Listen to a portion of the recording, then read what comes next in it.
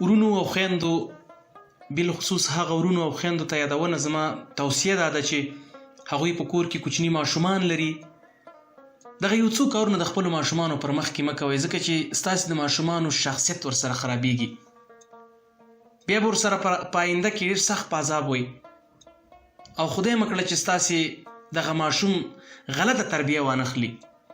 ولې که غلطه تربیه واخلي، نه یوازې دا چې دغه ماشوم به غلط په عامه اصطلاح ژوند به ترې خي، بلکې د ټولې کورنۍ به ورسره په عذاب وي، ټوله کورنۍ به ورسره په عذاب کې وي. نو ورونو او خویندو بالخصوص چې تاسې په کور کې کوچني ماشومان لرئ، د دوی دپاره یو څو مهمې توصیې دي. کوشش وکړئ چې تاسې خپل ماشومانو پر مخ کې هغه عمل چې تاسې په خپل ځان کې لرئ هغه تکرار نه کوئ. ځینې الفاظ دي چې هغه الفاظ تاسو د خپلو ماشومانو پر مخ کې مه تکراروئ، او ځینې حرکتونه دي چې هغه حرکتونه تاسې د خپلو ماشومانو پر مخ کې مه تکراروئ چې د له دې نه ستاسې ماشوم بد تصور کوي او بیا په بد شخصیت باندې دلالت کوي. ګرانې خورې او ګران وروره، تاسې په کور کې کوچنی ماشوم لرئ، که ستاسې ورور وي که ستاسې زوی وي، کوشش وکړئ چې تاسې د خپلو ماشومانو پر مخ کې سپکې سپورې کنځلې مه کوئ چې دا مستقیما ستاسې د ماشوم پر شخصیت باندې منفي اغېزه لري، چې ستاسې ماشوم به په راتلونکي کې یو ځای ته نه رسیږي، ولې د ده په ذهن کې همدغه خبرې بیا ګرځي او همدغه خبرې بیا د ماشوم شخصیت له تاوان سره مخ کوي. ځینې کله کله به تاسې په ځینو کورونو کې لیدلی یو پلار یې خپل زوی ته وایي چې د لیوني زویه کمکله یا د پلانکۍ زویه، دغه الفاظ دي چې دا خپله د ماشوم پر شخصیت باندې مستقیما منفي اغېزه لري. نو تاسې کوشش وکړئ چې د دغسې کلمو پر ځای داسې کلمې وکاروئ چې دغه ماشوم انرژي واخلي. لکه مثلا موږ ورته وایو چې آفرین، شابسې.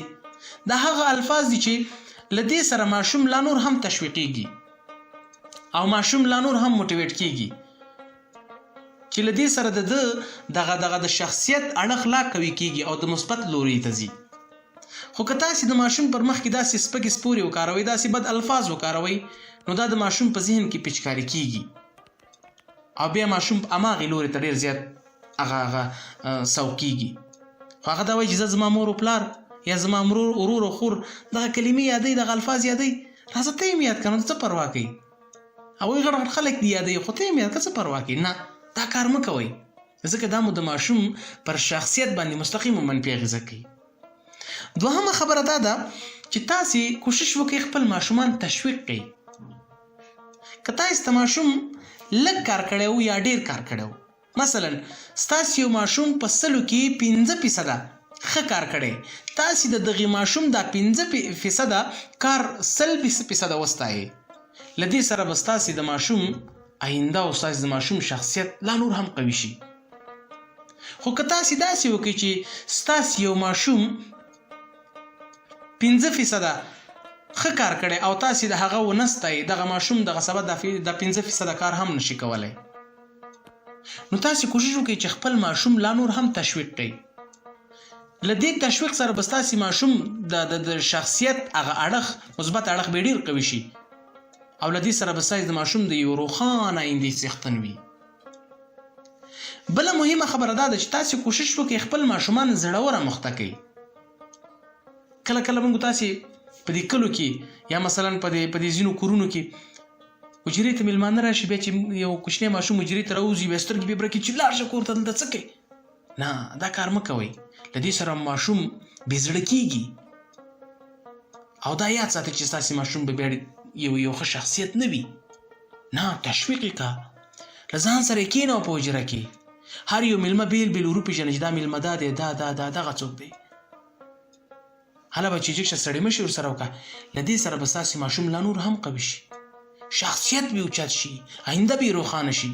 خو مګرم که ته داسې ورته وایې چې لاړ شه دلته څه کوي، ماشوم یې دی، له دې سره ستاسې د ماشوم شخصیت خرابېږي، د ماشوم آینده به مو ډېره خرابه وي، بیا به ورسره ډېر سخت په عذاب وئ، بیا به ډېر سخت ځورېږي چې زما دغه ماشوم غلط تربیه شوی دی. که ستا ماشوم غلطه تربیه واخلي، دا یاد وساته، نه یوازې ستا ماشوم بلکې دا ټول کلي کې به ستا ماشوم یادېږي چې دا ډېره غلطه تربیه لري. خو دا یاد ساته که ستا ماشوم ښه تربیه ولري، ټول کلی به ستا د کور نوم یادوي، ستا د بچي نوم یادوي چې دا ډېره ښه تربیه لري. نو کوشش وکړئ ورونو او خویندو خپل ماشومان مه رټئ. د خپلو ماشومانو په مخ کې سپکې سپورې مه کوئ. له دې سره مو ماشومان بېزړه کېږي، د ماشومانو شخصیت مو منفي طرف ته ځي. ډېر کله موږ داسې خورګانې لیدلي چې هغوی خپلو ماشومانو ته وایي میرات شي، خدای دې تباه که. نه، دا الفاظ مه کاروئ خورجانې.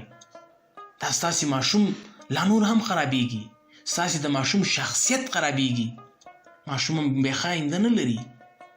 ته چې دلته ورته خیره او ازار کوي، هغه ماشوم دا فکر کوي چې زه بې د هغې نه په څه نه ارځم، مور مې بې د هغې نه راته خیره کوي.